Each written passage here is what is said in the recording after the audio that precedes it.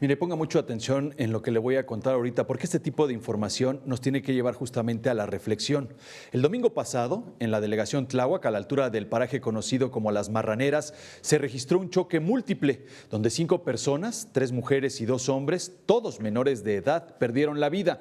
Además, hubo 4 adolescentes lesionados, entre ellos el conductor. Bueno, pues gracias a las cámaras de videovigilancia se dio a conocer cómo ocurrió el accidente. Se pudo observar que el vehículo negro marca Pontiac viajaba a exceso de velocidad sobre eje 10 sur con dirección al norte, mismo que perdió el control impactándose con la estructura vial para quedar sobre el acotamiento lateral.